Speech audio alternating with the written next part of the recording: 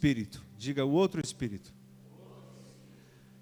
Abra comigo sua Bíblia no livro de Números. Números, bem no início da Bíblia, Velho Testamento, capítulo 13. Quando você procura aí, quero reforçar o convite para o nosso encontro. O pastor está falando de novo disso, vou falar de novo até chegar ao encontro. É importante que você que já foi, deseja ir de novo, esteja fazendo a sua inscrição. Você que nunca foi no encontro com Deus, aproveite a oportunidade. Procure hoje mesmo a irmã Ângela, o irmão Cléo, para fazer a sua inscrição. Eu sei que Deus vai abençoar em nome de Jesus. Em nome de Jesus. Números capítulo 13. Vamos ler primeiro do 1 ao 3. E o Senhor disse a Moisés: envie alguns homens em missão de reconhecimento à terra de Canaã, terra que dou aos israelitas.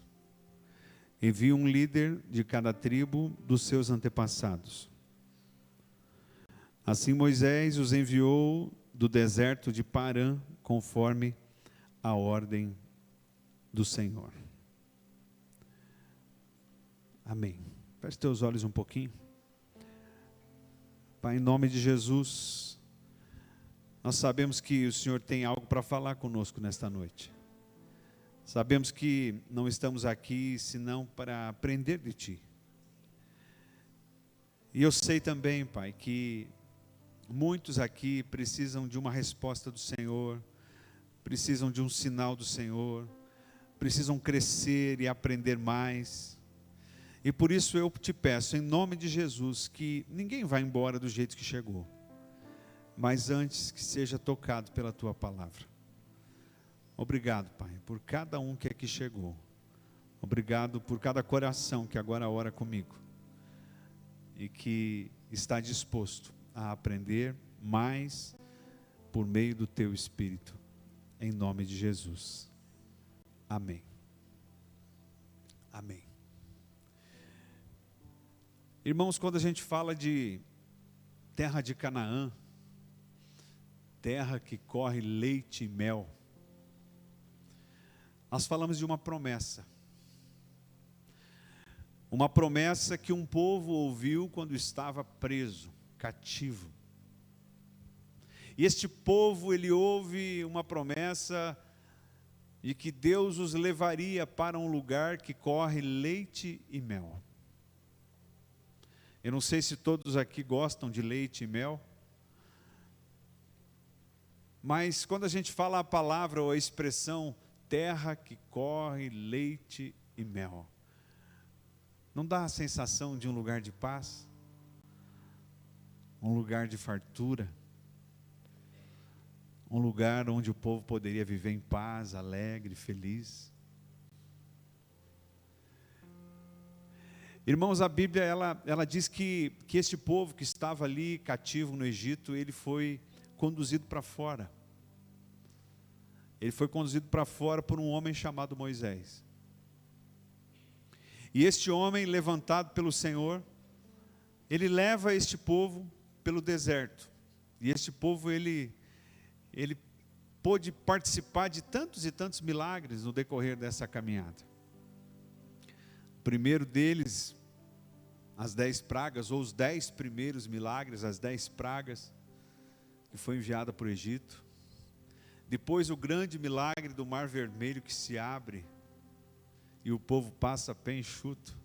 Aleluia.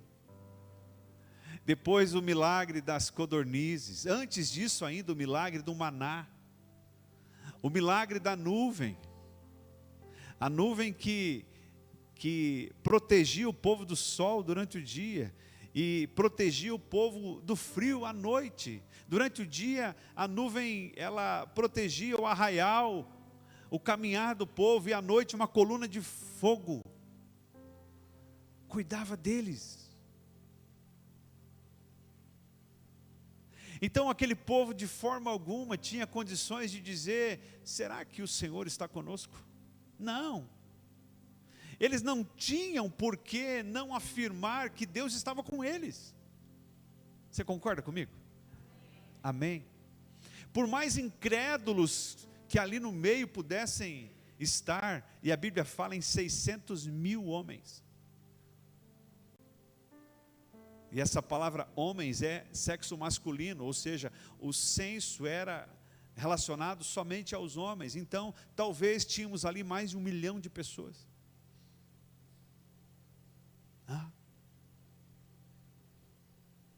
Tínhamos ali 2 ou quase 3 vezes a população de Cascavel. Tínhamos ali talvez um pouco menos do que a população de Curitiba inteira, caminhando no deserto. E ali eles não morreram de fome, eles não passaram fome, eles tinham o maná que os alimentava, eles tinham a água que vertia da rocha, eles tinham as codornizes que o Senhor mandou, eles tinham as nuvens que os protegiam. E a Bíblia diz ali no capítulo 10 que menos de 3 meses, exatamente eu anotei aqui, olha só, no capítulo 10, versículo 11, você pode projetar, por favor? Números 10, 11. No 20º dia do 2º mês, do 2º ano, a nuvem se levantou de cima do tabernáculo que guarda as tábuas da aliança. Então os israelitas partiram do deserto do Sinai e viajaram por etapas, até que a nuvem pousou no deserto de Parã. Irmãos, então 2 anos e 2 meses, ou 2 anos e meio mais ou menos, depois que eles saem do Egito, eles são conduzidos até um lugar chamado deserto de Parã, e ali eles seriam enviados para espiar a terra que corre leite e mel. Guarde esse tempo, 2 anos e 2 meses. E quando eles chegam naquele lugar, Deus dá uma ordem a Moisés: você vai escolher um líder de cada tribo. Eram 12 tribos, ele escolheu 12 líderes. Inclusive ali no capítulo 13 está o nome de cada um, e a tribo correspondente. E o Senhor deu uma ordem, fala comigo, ordem. O Senhor deu uma ordem e disse: vocês vão espiar a terra, vocês vão lá e vão trazer um relatório, e esse relatório, ele vai dizer o que tem lá.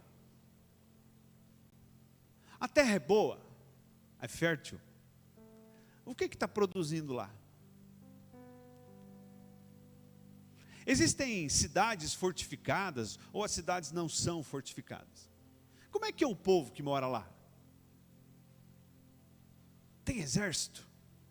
Tem gigante? Este era o objetivo dos espias. E eles foram. Irmãos, mas antes da gente ler os textos seguintes, eu quero dizer a você que Deus, Ele, por várias vezes na nossa vida, Ele pede relatórios de coisas que Ele já sabe. Por várias vezes na minha vida e na sua vida, Deus nos pede para relatar aquilo que Ele mesmo já sabe. Ou vocês acham que Ele não sabia o que tinha na terra de Canaã? Ou vocês acham que Ele não tinha conhecimento do tipo de fruta que lá produzia, do tipo de cereal que lá produzia, do tipo de solo que lá tinha, do tipo de exército que lá tinha? Sim, Ele sabia de tudo. Então o relatório, na verdade, ele não era exatamente para informar a Deus, mas é para que Deus tivesse justiça na hora de tomar a sua decisão em relação ao povo.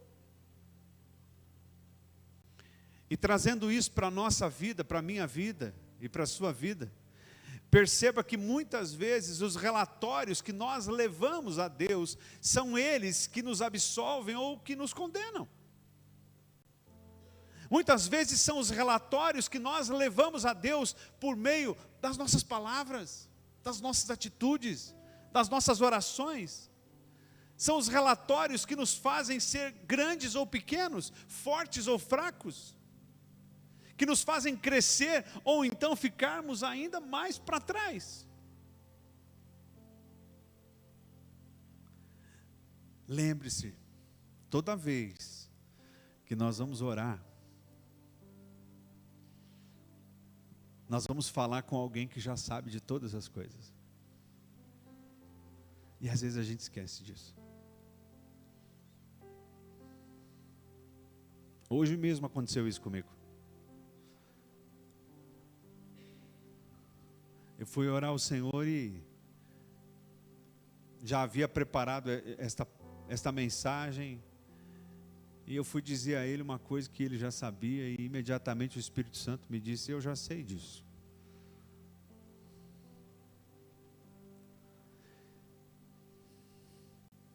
Versículo 16, capítulo 13, versículo 16. São esses os nomes dos homens que Moisés enviou em missão de reconhecimento do território. A Oséias, filho de Num, Moisés deu o nome de Josué. Quando Moisés enviou-os para observar em Canaã, disse a eles: subam pelo Neguebe e prossigam até a região montanhosa. Vejam como é a terra, se o povo que lá vive é forte ou fraco, se são muitos ou poucos, se a terra em que habitam é boa ou ruim, se as cidades que vivem são cidades sem muros ou fortificadas, se o solo é fértil ou pobre, se existe ali floresta ou não. Sejam corajosos, tragam frutos da terra. E era a época da colheita das uvas. Eles então subiram e observaram a terra desde o deserto de Zin até Reobe, na direção de Lebo-Amate. Subiram do Neguebe e chegaram a Hebron, onde viviam Aimã, Sesai, Talmai, descendentes de Enaque. Hebron havia sido construída 7 anos antes de Zoan, no Egito. Quando chegarem ao vale do Escol, cortaram um ramo da qual pendia um único cacho de uvas. 2 deles carregaram o cacho pendurado numa vara. Colheram também romãs e figos. Aquele lugar foi chamado Vale de Escol, por causa do cacho de uva que os israelitas cortaram ali. Ao fim de 40 dias, eles voltaram da missão de reconhecimento daquela terra. Eles então retornaram a Moisés e a Arão e a toda a comunidade em Cádiz, no deserto de Parã, onde prestaram um relatório a eles e a toda a comunidade de Israel. Fala comigo, prestaram um relatório. E lhes mostraram o fruto da terra, e deram o seguinte relatório: entramos na terra a qual você nos enviou, onde há leite e mel com fartura. Aqui estão alguns frutos dela. Mas o povo que lá vive é poderoso, e as cidades são fortificadas e muito grandes. Também vimos descendentes de Enaque. Os amalequitas vivem no Neguebe, os hititas, os jebuseus, os amorreus viviam na região montanhosa, e os cananeus vivem perto do mar e junto do Jordão. Então Calebe fez o povo calar-se perante Moisés e disse: subamos e tomemos posse da terra. É certo que venceremos. Mas os homens que tinham ido com ele disseram: não podemos atacar aquele povo, é mais forte do que nós. E espalharam entre os israelitas um relatório negativo acerca daquela terra. Disseram: a terra para a qual fomos em missão de reconhecimento devora os que nela vivem. Todos os que vimos são de grande estatura, são gigantes. Vimos também gigantes e os descendentes de Enaque, diante de quem parecíamos gafanhotos. a nós e a eles. Capítulo 14. Naquela noite toda a comunidade começou a chorar em alta voz. Todos os israelitas queixaram-se contra Moisés e contra Arão e toda a comunidade. Lhes disse: quem dera tivéssemos morrido no Egito, ou neste deserto. Versículo 4. E disseram uns aos outros: escolheremos um chefe e voltaremos para o Egito. Então Moisés e Arão prostraram-se com o rosto em terra diante de toda a assembleia dos israelitas. Josué, filho de Num, e Calebe, filho de Jefoné, dentre os quais haviam observado a terra, rasgaram as suas vestes. E disseram a toda a comunidade dos israelitas: a terra que percorremos em missão de reconhecimento é excelente. Se o Senhor se agradar de nós, Ele nos fará entrar na terra, onde há leite e mel com fartura, e dará a nós. Somente não sejam rebeldes contra o Senhor, e não tenham medo do povo da terra, porque nós os devoraremos como se fossem pão. A proteção deles se foi, mas o Senhor está conosco. Não tenham medo deles. Vamos lá para o versículo 21. 14 e 21. No entanto, juro pela glória do Senhor que enche toda a terra, que nenhum dos que viram a minha glória e os sinais milagrosos que realizei no Egito e no deserto, e me puseram à prova e me desobedeceram 10 vezes, nenhum deles chegará a ver a terra que prometi com juramento aos seus antepassados. Ninguém que me tratou com desprezo haverá. Mas, como o meu servo Calebe tem outro espírito e me segue com integridade, eu o farei entrar na terra que foi observar, e seus descendentes a herdarão. Visto que os amalequitas e os cananeus habitam nos vales, amanhã deem meia volta e partam em direção ao deserto pelo caminho que vai para o Mar Vermelho. Versículo 30. Nenhum de vocês entrará na terra que com mão levantada jurei dar-lhe por habitação, exceto Calebe, filho de Jefoné, e Josué, filho de Num. Versículo 37. Esses homens responsáveis por espalhar um relatório negativo sobre a terra, morreram subitamente de praga perante o Senhor. De todos os que foram observar a terra, somente Josué, filho de Num, e Calebe, filho de Jefoné, sobreviveram. Quero repetir apenas o versículo 25. Visto que os amalequitas e os cananeus habitam nos vales, amanhã deem meia volta. Fala comigo, meia volta. E partam em direção ao deserto pelo caminho que vai para o Mar Vermelho. Feche teus olhos um pouquinho. Mais uma vez. Pai, nós te pedimos, tenha misericórdia de nós e nos ensine. Teu Espírito tem liberdade aqui. Em nome de Jesus. Amém. Irmãos, pensa comigo aí. Um povo é tirado de um lugar onde é escravo, é levado pelo deserto, começa a enxergar os milagres. Deus começa a dar a direção. Deus diz para eles: olha, vocês vão dar uma olhadinha no lugar que já é de vocês. A palavra diz que Deus falou a eles que eu dou a vocês. É mais ou menos assim, você é convidado por alguém aí na concessionária, dar uma olhadinha num carro que já é teu.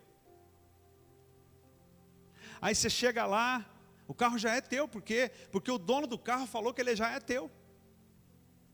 Aí você chega na concessionária, você olha o carro, você volta para casa e fala, não posso ter um carro desse. Não tenho nem garagem. Não posso ter um carro desse. Não, eu não vou conseguir dirigir. O carro já é teu. Irmãos, e aquele povo, ele parte e ele vê a terra, ele traz o relatório, eles trazem um cacho de uva. Alguém pode achar que isso é exagero, mas se a Bíblia fala, eu acredito. Eles trazem um cacho de uva, 2 deles numa vara. A terra era boa.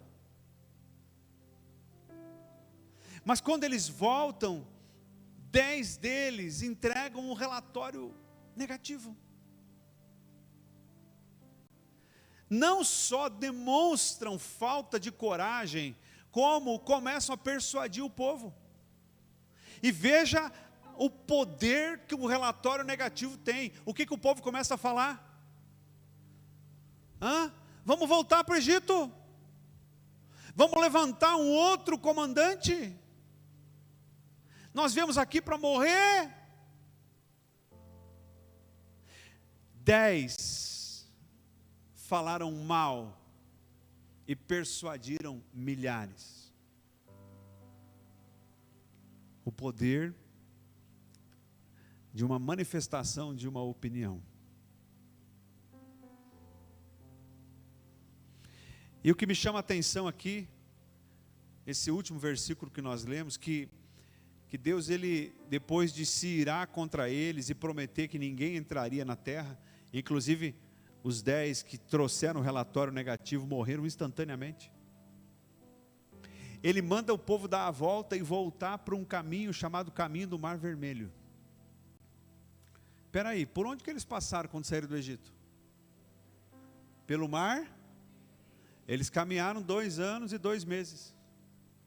Já estavam prontos para entrar na terra prometida. Imagino que talvez ali mais 1 ano, não sei, mais alguns meses, não sei, eles estariam entrando na terra prometida. Em razão do relatório negativo. Eles são levados a voltar pelo mesmo caminho. Ou seja, ao invés de caminhar para frente, eles caminharam para trás. Eles regrediram. Leva isso para a tua vida. O que me faz caminhar para trás? O que me faz não avançar? O que me faz ficar não só caminhando para trás, mas patinando. Tenta uma coisa, não dá certo, tenta outra coisa, não dá certo. Aí muda a estratégia, não dá certo de novo. Não, agora eu vou fazer isso, agora eu vou começar isso, agora eu vou fazer aquilo, agora isso. Quer ver, irmãos? Como tem gente fazendo promessa em virada de ano. Virou o ano, não, mas esse ano eu vou ler toda a Bíblia. Não, mas esse ano eu vou jejuar 1 vez por semana. Mas esse ano eu vou fazer um trabalho social. Não, esse ano eu vou fazer um trabalho evangelístico. E eu não estou nem falando em emagrecer, né?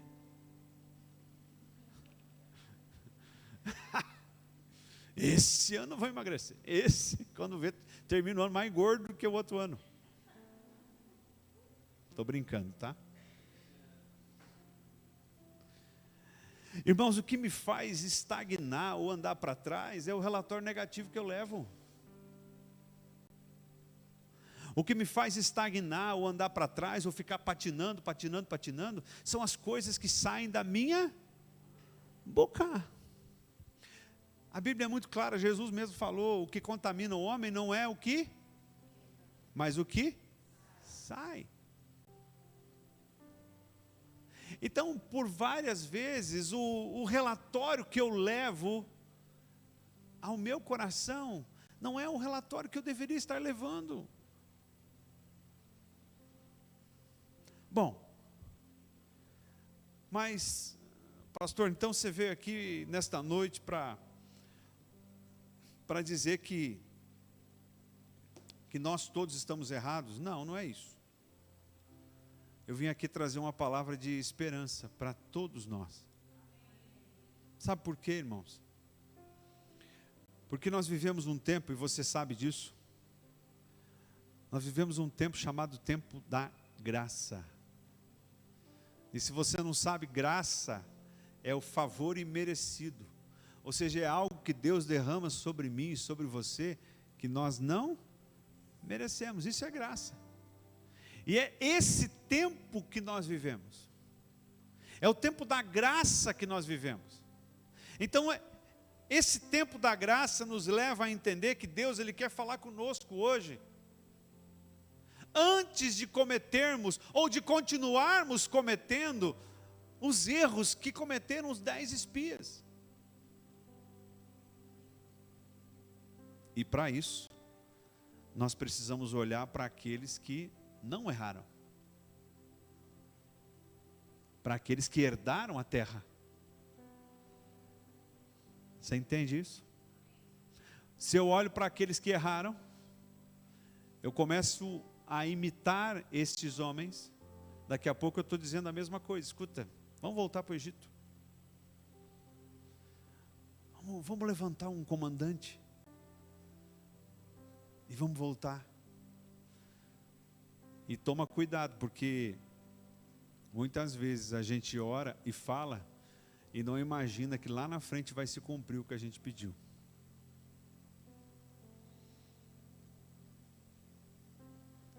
Versículo 24 do capítulo 14 diz assim, 14, 24. Mas com o meu servo Caleb, como o meu servo Caleb tem outro espírito.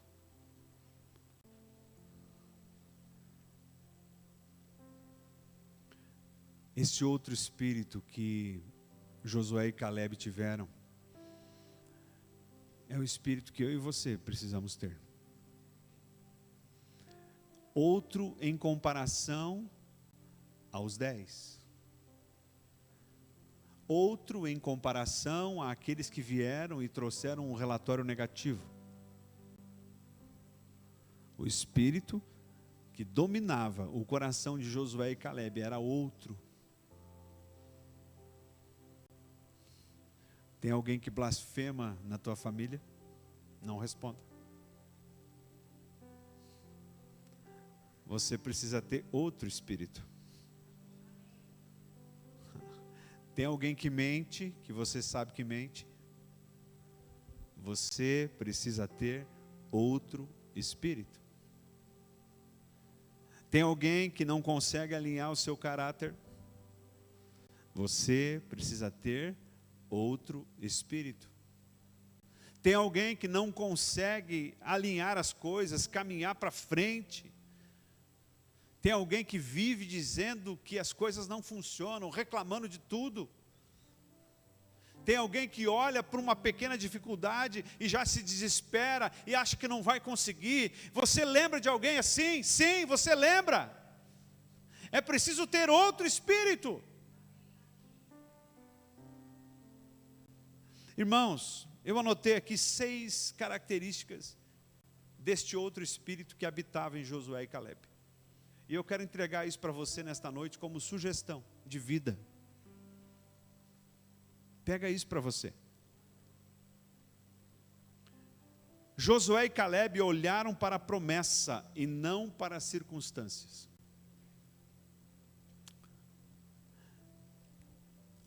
Qual a diferença de olhar para a promessa e para a circunstância? Muitos de nós nem vivos estaríamos se fôssemos olhar para as circunstâncias. Muitos de nós não estaríamos aqui ouvindo essa palavra se fôssemos olhar para as circunstâncias. Muitos não estariam casados.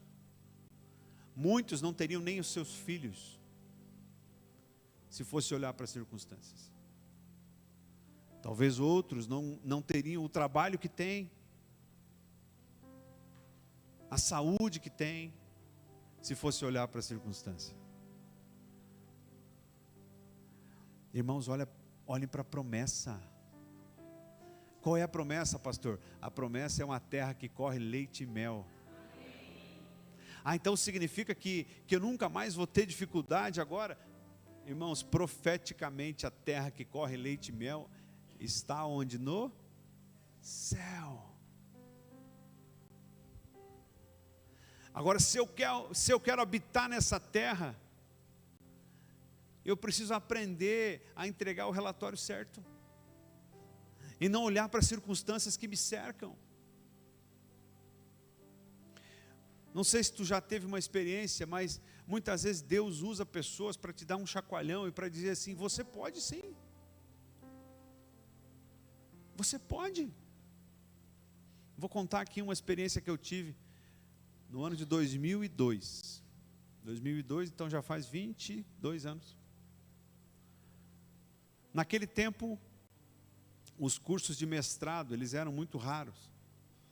Aqui na região tinha um curso em Cascavel, na área de computação, se eu não me engano. E surgiu uma oportunidade de eu fazer um curso de mestrado em Blumenau, Santa Catarina. E naquele tempo, eu teria que pagar 36 parcelas de R$ 1.380. Há 22 anos atrás. Quando eu vi aquela proposta, eu devolvi para o então diretor da universidade onde eu dava aula. Falei: não, isso aqui não é para mim. É para você, ele falou.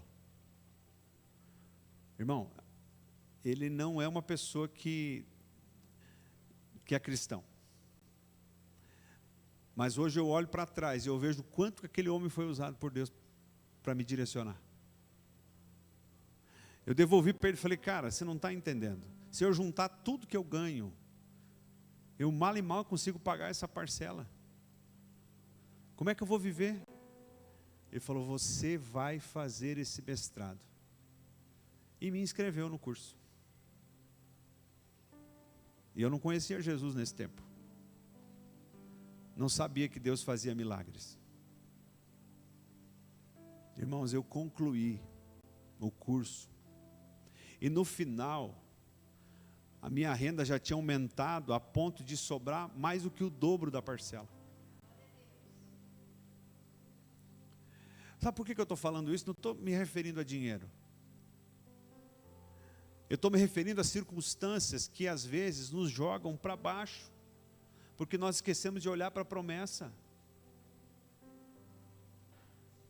Pastor Telmo diz sempre: para onde Deus aponta, Ele paga a conta. Então, se Deus apontou para um lugar, a circunstância pode ser completamente adversa, pode ser completamente contrária. Ou você acha, Levi, que um homem em sã consciência ia sair de um barco no meio de uma tempestade e ia caminhar em direção a Jesus? Qual que era a circunstância de Pedro? Caminhar ou não caminhar? Lógico que era não caminhar. Eles estavam morrendo de medo dentro do barco. Imagina sair do barco e caminhar na tempestade. O Senhor te trouxe aqui hoje para dizer que há uma promessa na sua vida. E se as circunstâncias são negativas, não é para elas que você tem que olhar. É para a promessa que Ele tem para você. Amém?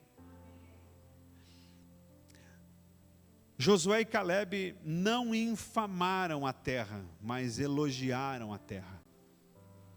Aqui é uma coisa que nós pecamos muito. O que é infamar a terra?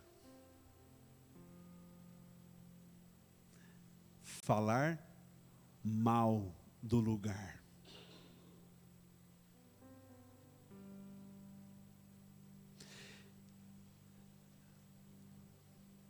Talvez um dia você, na tua cidade, caminhando pela rua, e eu vou me incluir nisso, você começou a murmurar do lugar onde você mora.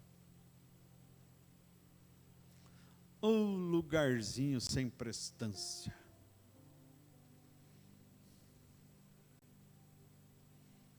Talvez um dia alguém te pediu, então você é lá de Itaipulândia? Mas o lugarzinho de Itaipulândia. Você é de Missal? Ei, Missal, eu estou lá, mas não tem nada para fazer lá naquela cidade. Eu sou de Santa Helena, pois é quente, quente, quente, um forno, Santa Helena. Né? Eu sou da Grande Medianeira. Se tem uma coisa que tem poder, são as palavras. Tu nunca reclamou da tua casa? Não. Nunca reclamou da tua casa. Ainda mais nesses dias aí de muito calor. Irmãos, olha aqui para mim. Tem coisas que já vêm de fábrica. E em nós, no nosso coração, no nosso jeito de viver, o que vem de fábrica é a necessidade de reclamar. Eu falo sempre aqui, nenhum pai, nenhuma mãe em casa precisa ensinar o filho a mentir. Hoje mesmo tivemos um episódio com a Rebeca lá em casa. Chorou porque mentiu para nós. Por influência de uma amiguinha, sabe da onde? Da igreja.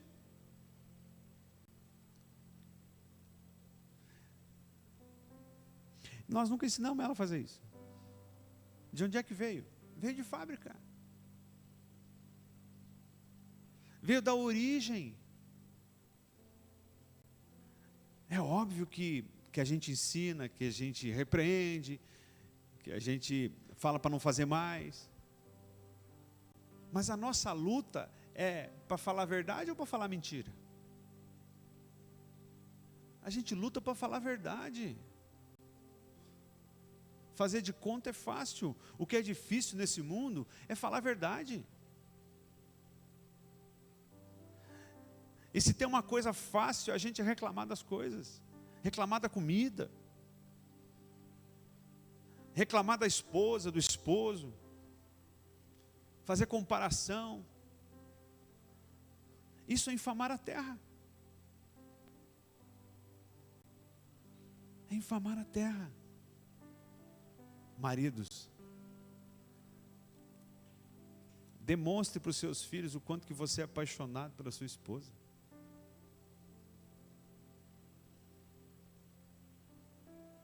Essa semana mesmo eu agarrei minha esposa, dei uns beijos nela lá, e a Rebeca estava deitada na cama assim. E ela só bota a mão na frente e fala, de novo. E eu disse para ela, filha, ore a Deus para que você tenha um marido tão apaixonado por você quanto eu sou pela tua mãe. Não falei isso?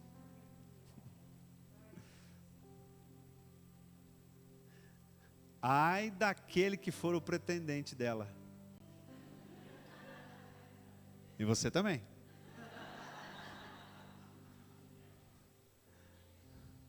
Qual é o método, qual é a base de comparação que o meu filho vai ter? O meu elogio ou a minha reclamação? Veja bem, não me chame de exagerado, mas vou fazer aqui uma comparação.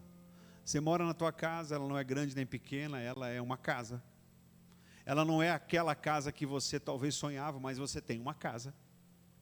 Aí você reclama e fala mal da tua casa, e você fala, aí o teu filho está ali, quando ele tiver uma outra casa, quando ele sair de casa e quiser ter a casa, ele vai dizer assim, eu não quero ter uma casa que nem a do meu pai.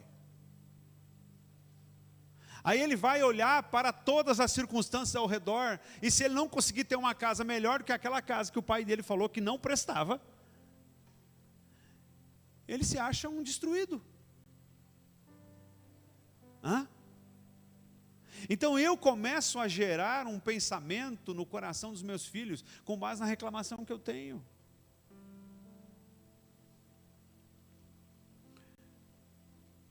Hoje mesmo a gente foi separar umas roupas lá, que não servia mais, e aí na sacola que a Rebeca tinha separado, tinha eu vou dizer ali umas 10 peças, que serviam e serviam muito bem. Tinha um short com etiqueta. Filha, isso aqui eu não gosto. Quem que é o culpado dela fazer isso? Eu. Eu sou o culpado. Não é a minha esposa, sou eu. Que não sei dizer não. Que muitas vezes não sei colocar limite. Que muitas vezes não sei dizer, esse mês não dá para comprar. E quando eu faço isso, eu estou infamando a terra. Eu estou gerando um relatório negativo. Só para concluir esse ponto,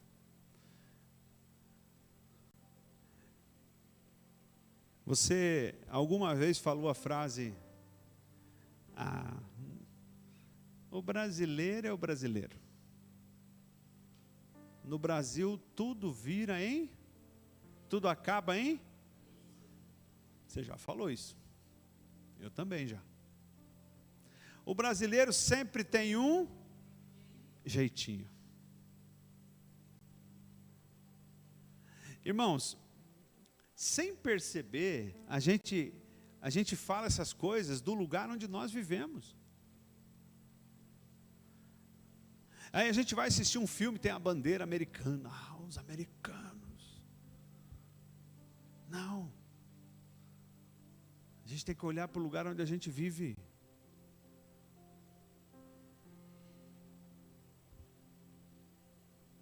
O que eu aprendo ainda com este outro espírito? Josué e Caleb tentaram influenciar o povo positivamente. O que é influenciar alguém positivamente? É não jogar gasolina numa faísca. A coisa já estava difícil. O povo já estava reclamando desde que saiu do Egito. E agora eles voltam com um relatório dizendo, olha, a terra é boa, tem bons frutos, as cidades são fortificadas, tem muito gigante e nós seremos esmagados.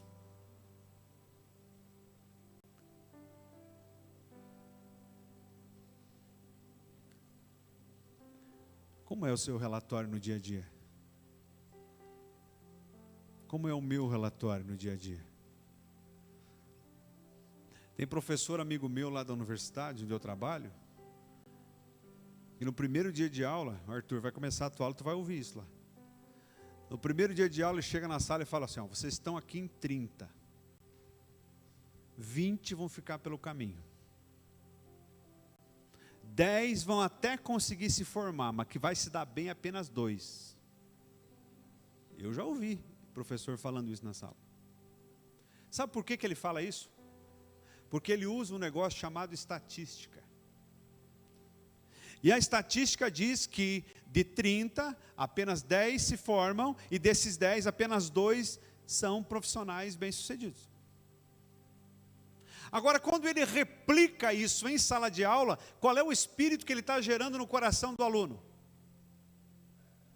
Fracasso.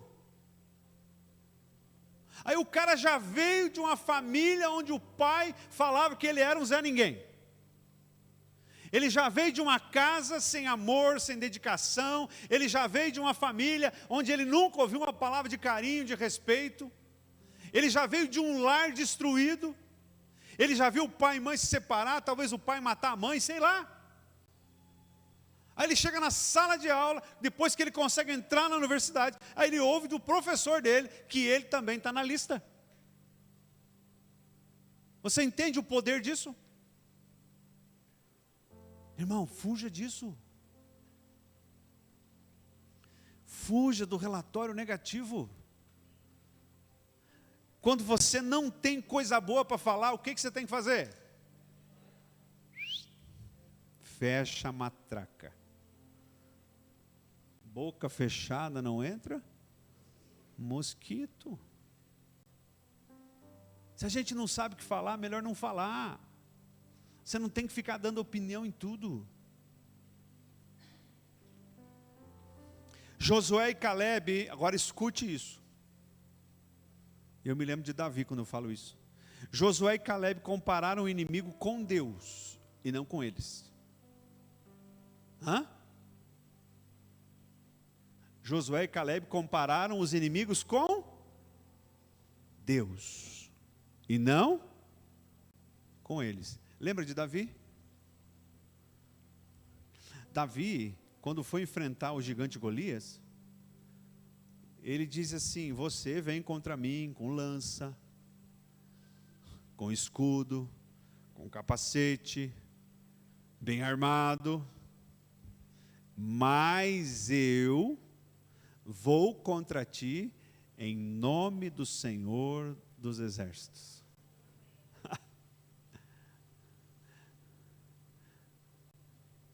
Davi sabia atirar ou não sabia? Sabia, pois ele foi no riacho, pegou as pedrinhas lá, e na atiradeira dele, ele deu na testa do gigante. Então ele era bom no que ele fazia, mas ele atribuiu a vitória dele não à sua capacidade. Ele atribuiu a vitória dele ao Deus que estava com ele. Eu quero te dar uma notícia. Você pode ser muito bom no que você faz, mas se você não atribuir a tua vitória ao Senhor, tu vai morrer na praia.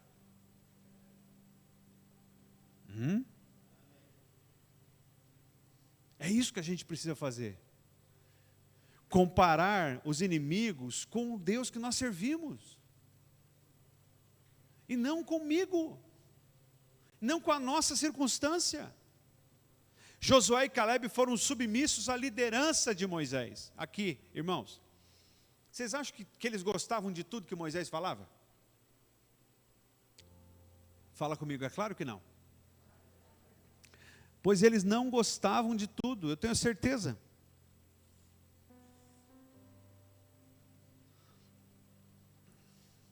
Assim como você um dia, talvez aqui na igreja, não gostou de tudo que eu falei. Você que talvez é funcionário, um dia teu chefe te falou alguma coisa que você não gostou de tudo. Lá na tua casa, teu esposo, tua esposa, enfim, alguém da tua família te falou uma coisa que você não gostou de tudo. E na grande maioria das vezes nós não gostamos daquilo que vem em confronto àquilo que eu já tenho estabelecido. Eu não gosto quando eu sou confrontado. Josué e Calebe não negociaram a submissão que eles tinham com Moisés.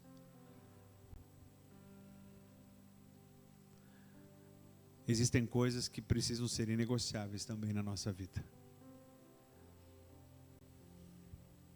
E por último, e não menos importante, Josué e Calebe jamais pensaram em voltar para o Egito.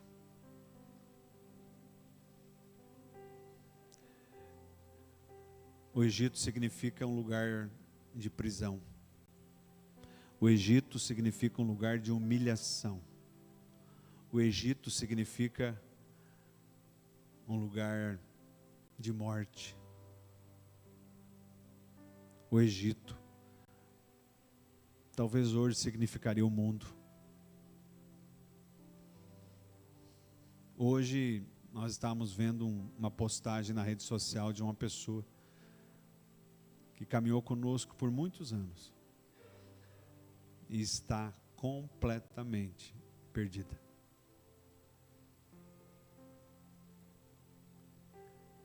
Quando eu vi aquele vídeo, eu lembrei desse texto. Voltou para o Egito. Mas voltou para o Egito não porque a terra prometida não estava à disposição. Voltou para o Egito porque deu um relatório errado. Voltou para o Egito porque olhou a circunstância e não a promessa. Voltou para o Egito porque não foi submissa à liderança que estava sobre ele. Voltou para o Egito porque infamou a terra, a casa, a família, o marido. É isso que faz a gente voltar para o Egito. E se uma vida no mundo, no Egito, um dia já foi ruim, não pense que a segunda vez que você for vai ser melhor, pois vai ser bem pior. Que essa palavra, irmãos, ela venha surtir algo novo no nosso coração. Essa não é uma palavra de exortação, por mais que possa parecer. Essa é uma palavra de ânimo. Essa é uma palavra para animar você diante de uma série de circunstâncias que podem estar rodeando a tua vida. Nós precisamos ter outro espírito, se quisermos herdar a terra prometida. Amém? Você recebe essa palavra no seu coração? Você pode ficar em pé?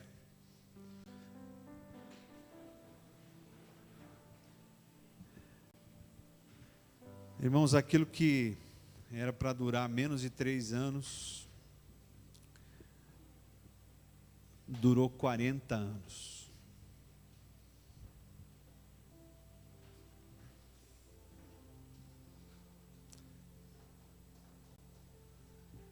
O seu tempo de deserto depende do relatório que você entrega. Saia daqui com essa frase. O seu tempo de deserto depende do relatório que você entrega. Compare os gigantes com Deus e não com você. Leve as coisas a sério. Quando bater na tua porta a oportunidade de infamar a terra, por mais que você tenha argumentos, lembre-se desta palavra. Antes de infamar, nós precisamos agradecer. Eu quero orar com você.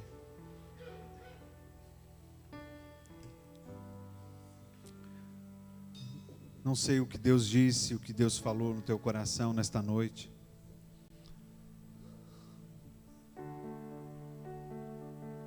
Mas certamente você não vai sair daqui da maneira como você chegou.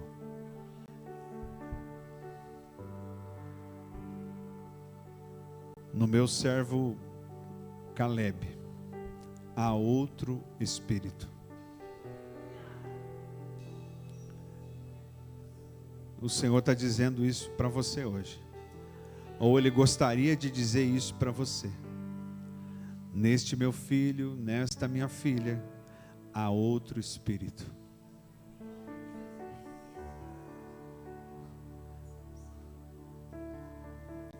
Eu vou orar, irmãos, e se você sente o desejo de começar de novo, vem aqui na frente, nós vamos orar juntos. Pai, em nome de Jesus, eu agradeço pela oportunidade que o Senhor nos dá de ouvir essa palavra. Obrigado, porque Teu Espírito nos ensina hoje, Pai, sobre coisas que tantas vezes praticamos e não deveríamos praticar. O Senhor nos ensina hoje, Pai, que nós não devemos olhar para as circunstâncias, mas para a promessa que o Senhor me deu. O Senhor me ensina que o meu relatório não pode influenciar negativamente as pessoas, mas o meu relatório deve trazer as pessoas para perto do Senhor. Pai, abençoe a igreja, Pai. Abençoe os maridos, as esposas. Abençoe os lares. Que em cada lugar ali, Pai, seja um lugar de revelação, de paz. Que esse outro Espírito esteja assim, pairando sobre esses lares. Eu oro por você que tem andado triste. Por você que hoje descobriu que talvez a tristeza que te abate é em razão do relatório que você vem entregando. Você que hoje descobriu que essa angústia, esse mal-estar, é porque você vem infamando a terra. É porque você não vem agradecer, mas infamar, reclamar, murmurar. Eu oro por você para que o Senhor cure isso dentro de você. Que no lugar desse espírito de murmuração, surja um espírito de agradecimento, de gratidão, surja um espírito de fé, surja um espírito de saúde, de alegria, no nome de Jesus. Aleluia.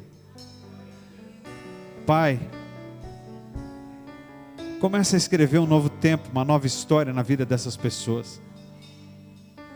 Que todos que aqui estão, Pai, aprendam que sempre precisamos agradecer. Obrigado, Pai, por tudo que tens feito e por tudo que ainda vai fazer, no nome de Jesus. Amém.